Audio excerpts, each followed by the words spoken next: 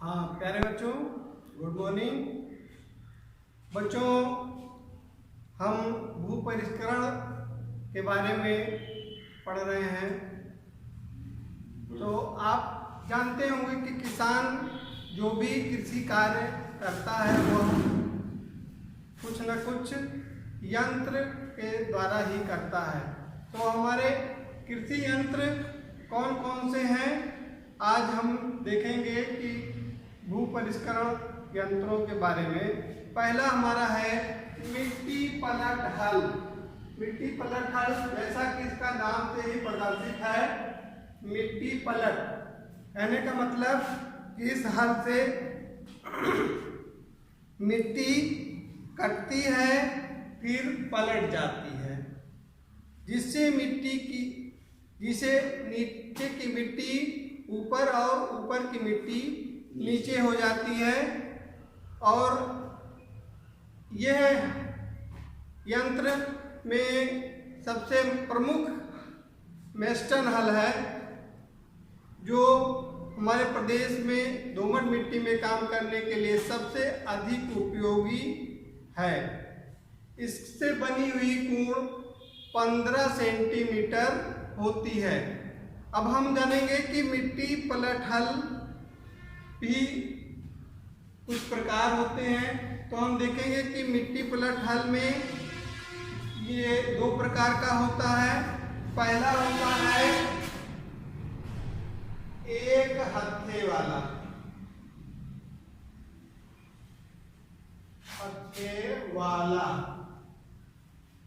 दूसरा दो हत्थे वाला। ठीक है, यह मिट्टी पलट हल, इसको मेस्टन हल भी कहते हैं। तो मेस्टन हल दो प्रकार का होता है, एक होता है एक हत्थे वाला, दूसरा होता है दो हत्थे वाला। दूसरा यंत्र देखेंगे कल्टीवेटर। कल्टीवेटर के बारे में आप लोग जानते होंगे, ये प्रारंभिक एवं द्वितीयक भू परिष्करण के लिए, दोनों के लिए यह उपयोगी यंत्र है। इस यंत्र द्वारा खेती की जुताई एवं खड़ी फसल में खेत की निराई गुड़ाई की जाती है, जिससे खरपतवार नष्ट हो जाते हैं और मिट्टी भुरभुरी एवं मुलायम हो जाती है। कल्टीवेटर भी हम देखेंगे कि कल्टीवेटर भी हमारे दो प्रकार के होते हैं। कौन कौन से? एक होता है पशु चालित, दूसरा होता है ट्रैक्टर चालित।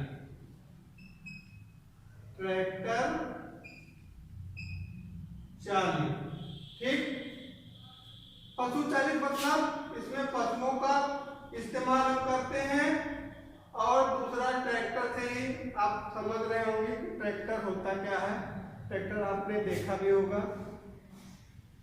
इसमें हमारे प्रमुख और पशु चालित यंत्र में कानपुर कल्टीवेटर बहुत ही प्रचलित यंत्र है। ठीक है, अगला यंत्र देखेंगे हैरो। हैरो भी आप जानते होंगे। हैरो कल्टीवेटर के समान हैरो भी द्वितीयक भू परिष्करण के लिए उपयोगी यंत्र है। हैरो खेत से खरपतवार निकालकर मिट्टी को भुरभुरी बनाते हैं। मिट्टी के ऊपर बनी पपड़ी को तोड़ने के लिए भी यह सहायक होता है तथा खाद मिलाने के भी काम आता है। अगला यंत्र देखेंगे हो। हो के बारे में हम जानते हैं कि हो भी निराई गुड़ाई के काम आता है। ये भी हमारे लिए बहुत ही सरल, इसमें भी सिंग हैंड हो बहुत ही प्रचलित है। इसको हाथ से चलाते हैं और इसकी लागत भी बहुत कम होती है। अगला देखेंगे फावड़ा। फावड़ा भी जानते होंगे आप। फावड़े से हम क्या करते हैं, खुदाई करते हैं। घास निकालने के लिए, नर्सरी से पौधों को खोदने के लिए, लगाने के लिए, इत्यादि कामों के लिए हम किसका इस्तेमाल करते हैं, फावड़े का। फावड़ा, इसके फलक की चौड़ाई 5 से 10 सेंटीमीटर होती है। फलक आप जानते होंगे, फलक किसको कहते हैं, ये है ये हमारे फावड़ा है, ठीक है। तो इसका जो ये भाग है इसको फलक कहेंगे, ठीक है।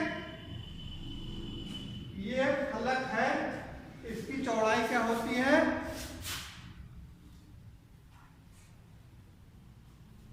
15 से 20 सेंटीमीटर होती है। खुरपी, अगला यंत्र है खुरपी। खुरपी भी सभी लोग जानते होंगे। खुरपी की फलक की चौड़ाई 5 से 10 सेंटीमीटर चौड़ी होती है। इसका क्या काम है, निराई करने के लिए, घास निकालने के लिए, पौधों को खोदने के लिए, इत्यादि कामों के लिए हम खुरपी का इस्तेमाल करते हैं। अगला यंत्र है कुदाली। कुदाली बच्चों यहाँ पे फावड़े को भी लोग कहते हैं, लेकिन कुदाली दूसरी चीज होती है। कुदाली गुड़ाई तथा खुदाई के लिए इसका प्रयोग किया जाता है। झाड़ीदार पौधों के नीचे गुड़ाई करने के लिए कुदाली की आवश्यकता हमें पड़ती है।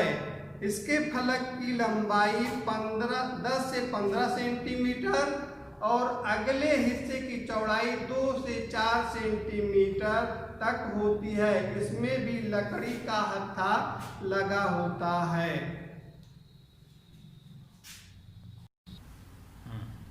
हाँ बच्चों, हमने देखा कृषि यंत्र के बारे में जाना। अब हम जानेंगे कि भूमि को समतल करने वाले कौन कौन से यंत्र होते हैं।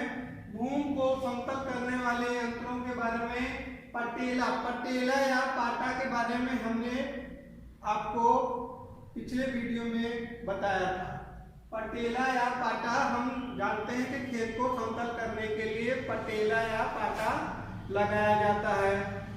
दूसरा देखेंगे कि रोलर के बारे में आप जानते होंगे कि लोहे का बेलनाकार होता है और इसके द्वारा भी हम खेत को समतल करते हैं ट्रैक्टर में लगा करके। और तीसरा है क्रेपर, ये भी हमारा मिट्टी को समतल करने का कार्य करता है, ठीक है। अगला जानेंगे कि हम ये सब कृषि कार्यों को करने के बाद हम क्या करते हैं, बीज की बुआई करते हैं। बुआई के भी कई प्रकार हैं, जिसमें हमारी पहली छिटकवा विधि के बारे में आप जानते होंगे कि खेत में बीजों को हम छींट देते हैं, जिससे उसे छिटकवा विधि कहते हैं। दूसरा है देसी हल द्वारा कुनों में। देसी हल आप जानते होंगे, पहले, अब तो कम देखने को मिलते हैं, लेकिन पहले हमारा कृषि कार्य अधिकतर देसी हल के द्वारा ही होता था। तो देसी हल द्वारा कूण बनाई जाती थी, कूण बना करके उसी में बीज डाल दिया जाता था। तीसरा है देसी हल द्वारा नाई चोंगा बांधकर। नाई चोंगा आप जानते होंगे कि जैसा होता है, वो लगा हुआ होता है, देसी हल के पीछे बांध दिया जाता है, बीज उसी में डाल दिया जाता है, एक एक बीज कूण में ही गिरता चला जाता है। अगला है डिबलर द्वारा। डिबलर के बारे में भी आपने सुना होगा, डिबलर भी कूण बनाता है और उसमें से भी बीज गिरता रहता है। और पांचवा है सीड ड्रिल। सीड ड्रिल मतलब सीड मतलब बीज और ड्रिल में गिरा रहा है, तो सीड ड्रिल द्वारा भी बीज हम देखते हैं कि वो सीड ड्रिल द्वारा भी बीज की बुआई करते हैं। अगली जानकारी के लिए आप अगला वीडियो देखेंगे।